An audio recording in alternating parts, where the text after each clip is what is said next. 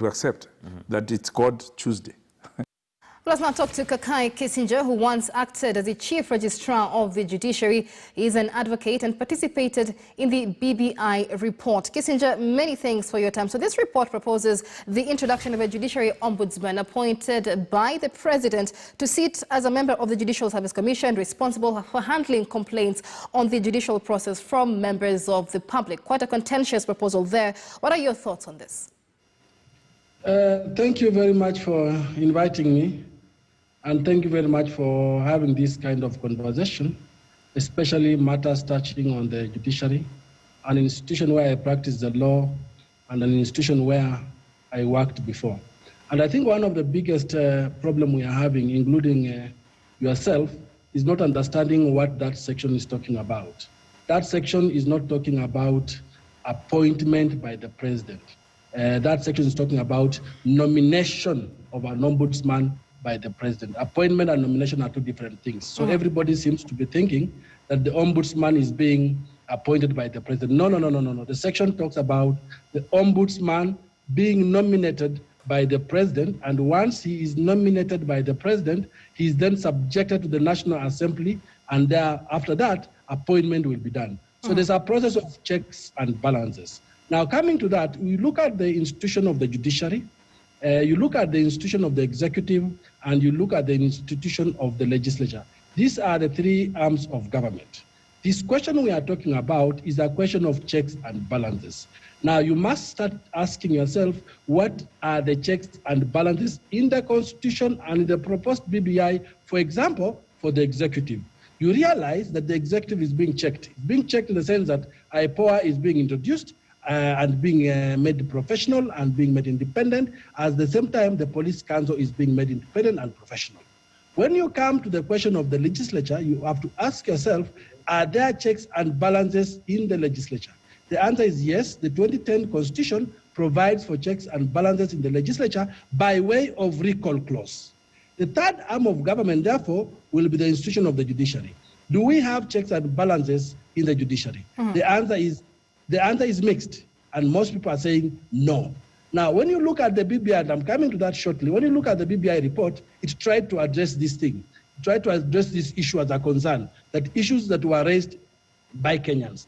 By and large, the judiciary is one of the biggest beneficiaries of the BBI report because the entire independence of the judiciary, very minimal changes have been done, as opposed to the executive where people are saying is expanded, as opposed to the National Assembly and the Senate and so forth. Very few changes have been done on the judiciary. The only change that is being introduced in the judiciary is the office of the ombudsman. Now, coming to the office of the ombudsman, this is not a new creation. There currently exists an office of the ombudsman. The holder of that office and it has always been in the judiciary. The holder of that office of the ombudsman is the current Deputy Chief Justice. Now, the only change which is happening is that people are discussing all their suggestions through the BBI of how you can enforce, enlarge, strengthen that office to ensure that it provides checks and balances to the institution. So one of the things that will happen, therefore, that an act of parliament, if this proposal goes through, will be then established, and that official ombudsperson who will be nominated by the president and then taken to parliament for approval will now be an ombudsman removed from the judiciary. Therefore, it's making the office of the current ombudsman with the DCJ to actually now no longer be functional, but DCJ now can spend more time on writing judgments and doing other legal processes as opposed to administrative work. So the question would be, is it attacking the institution? I don't think it's attacking the institution. Is it strengthening or adding value to the institution? If you have an independent office, completely independent from the judiciary, working in there, the answer will be yes. It will supplement the intentions of the judiciary.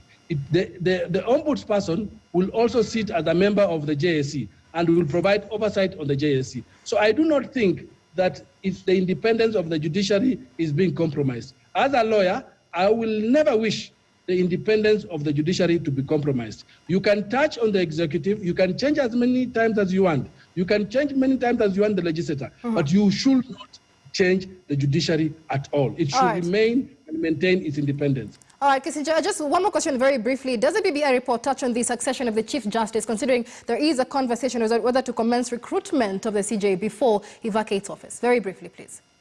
Very briefly, the office of the Chief Justice, as it is in law right now, allows that the recruitment process only kicks in after the CJ vacates the office. So the virtue of the CJ reaching the age of 70 and vacating the office, that causes the course of action to recruit the CJ.